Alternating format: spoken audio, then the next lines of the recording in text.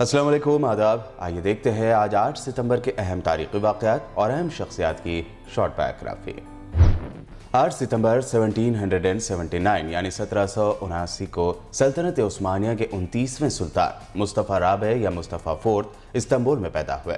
Mustafa Rabe ने 1807 से 1808 तक खिलाफत उस्मानिया की बागडोर संभाली। 15 या 16 नवंबर 1808 को उन्हें महमूद के हुक्म पर कत्ल कर दिया गया।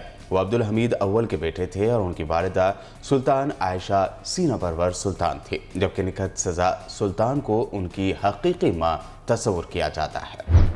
भारत की रियासत आसाम के एक वर्सटाइल सिंगर और म्यूजिशियन भूपेन हजारिका का जन्म 8 सितंबर 1926 को सीडिया कस्बे में हुआ।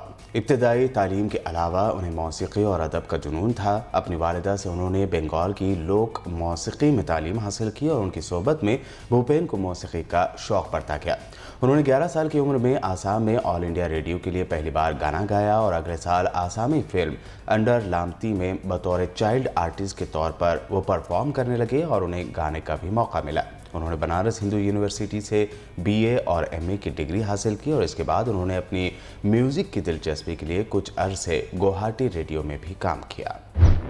20 ज़बानों में 12,000 से ज़्यादा गाने गा चुकी आशा भोसले 8 सितंबर 1933 को महाराष्ट्र के शहर सांगली में पैदा हुई। आशा भोसले के वालिद दीनानाथ मंगेशकर थिएटर के एक्टर और सिंगर भी थे। 1942 में जब उनकी उम्र 9 साल थी तो वालिद दीनानाथ मंगेशकर का इंतकाल हो गया।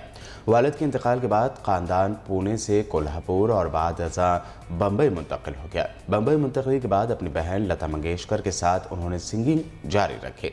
आशा भोसले ने पहला गाना 1943 यानी 1943 में 10 साल की उम्र में गाया था। ये गाना एक मराठी फिल्म माझा बल का गाना था और इसकी म्यूजिक दत्ता शंकरदेव जयकार ने दी थी। 1948 में सावन आया गाना हिट हुआ और 1949 में रात की रानी के गाने रिकॉर्ड करवाए। क्या कभी तस्वुर किया जा सकता है कि दुनिया के किसी मुल्क की लिटरेसी रेट यानी पढ़े लिखे लोगों का तनासुब सिर्फ 12% यानी 12% है। यानी 100 में से 88 अनपढ़ दुनिया को पढ़ाई के तय राग़िब करने और उनमें अवेयरनेस पैदा करने के लिए यूनेस्को ने 8 सितंबर को यौम ख़वानदगी या लिटरेसी डे मनाने की शुरुआत की। साल 1966 में पहली बार इंटरनेशनल लिटरेसी डे मनाया गया। यूनेस्को की वेबसाइट के मुताबिक लिटरेसी डे इंटरनेशनल कम्युनिटी को इस बात की याद दिलाता है कि तालीम इंसानी हक़ है और ये किसी भी तरह की पढ़ाई की बुनियाद है। फिर भी अफ्रीका के बर्किना फासो में जहां 2006 के आदाद शुमार के मुताबिक मुश्किल से 12% लोग पढ़े लिखे हैं, नाइजर और माली जैसे अफ्रीकी कंट्री में भी 20% लोगों को लिखना पढ़ना नहीं आता। भले ही दुनिया 21वीं सदी में पहुंच गई हो, लेकिन पढ़ाई लिखाई जैसे बुनियादी चीज़ें अब भी सब लोगों तक पहुंचती नहीं पाती है। जहाँ तक भारत का सवाल है, ऐसा माना जाता है कि जिसे अपना नाम लिखना आता है वो अनपढ़ नहीं है। इस बुनियाद पर भारत में लिटरेसी रेट करीब 74% यानी 74% है। हालांकि ख़वातीन की लिटरेसी रेट इससे बहुत कम है।